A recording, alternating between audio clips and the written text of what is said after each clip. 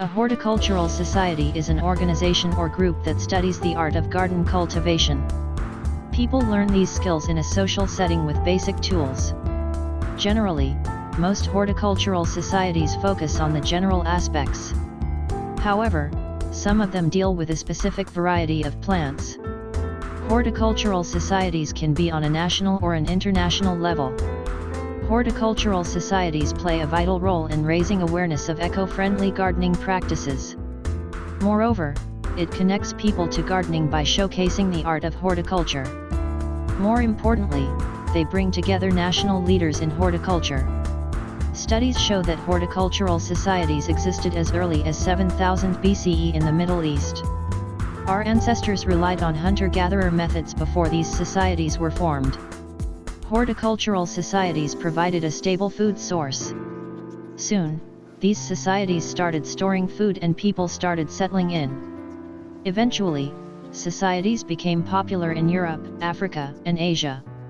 Horticultural societies used a variety of tools like spades, plows, sticks and axes. Fertilization, irrigation, and terracing developed with experience. However, that didn't stop the hunter-gatherers from hunting. And this led to the idea of animal farming in societies. Horticulture resembled the hunter-gatherers in many ways.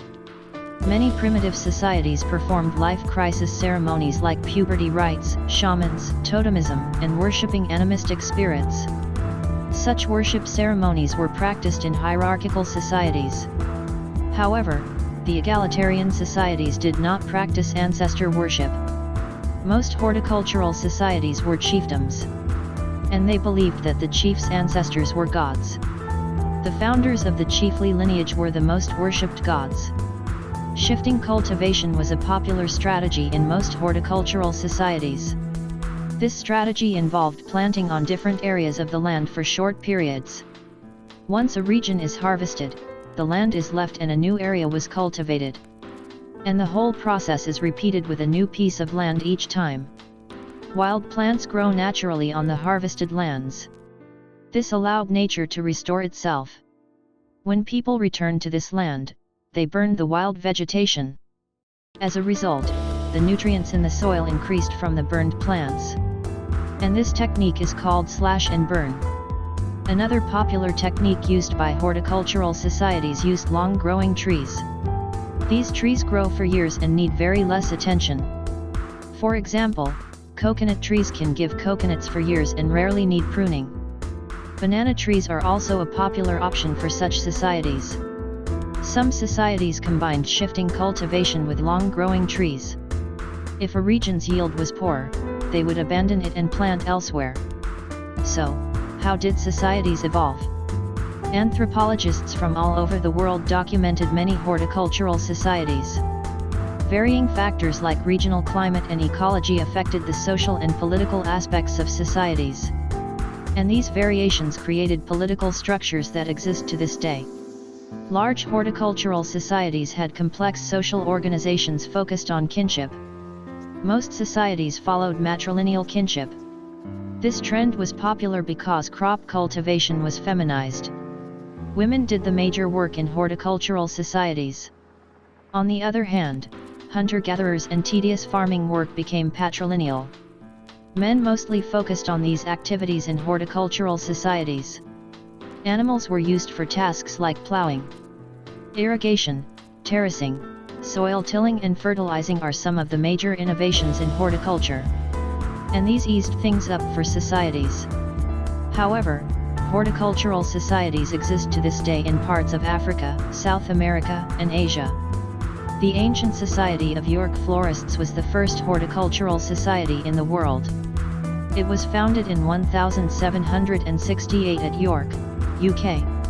And they welcome people from around the world with shows throughout the year. Today, it is the largest horticultural society in the world with records dating back to 1768. The Royal Horticultural Society is another popular society in the UK. It was founded in 1804. Now it is the UK's leading gardening charity. They also give training to gardeners and host flower shows. Some of the popular shows include Hampton Court Palace Flower Show, Cardiff Flower Show, Tatton Park Flower Show and the Chelsea Flower Show. American Horticultural Society, AHS, is the oldest national gardening society in North America. It's a non-profit organization founded in 1922. They have a wide range of educational programs, awards, and publications. Their headquarters at Virginia features both formal and natural gardens, an orchard, a meadow, and wildlife garden. But, what makes horticulture societies so important? Growing your own food has its own economic importance. Self-sufficiency is the ultimate goal of every country. And horticultural societies help in achieving them. Besides food, some plants have medicinal values. Moreover, other needs like clothing are also satisfied with plants. But wait, there's more. Plants also have aesthetic features that boost our mental well-being. Horticultural societies feature gardens with a wide range of wild and domestic plants. Societies vary in size and traits all over the world. And they bring together gardening and plant enthusiasts. In turn, gatherings enable shows to be hosted. It's a great place to share skills and sell plants, gardening supplies, and equipment. There's no better way to inspire people to grow plants and make the world a better place. Some societies focus on certain species of plants based on the region, whereas large societies have more diverse horticultural interests. This should be enough motivation for people to start growing a few plants. Moreover, these people can showcase their plants at societies to influence even more people. Have you ever visited a horticultural society? If yes, how was your experience? Feel free to share your views in the comments section below.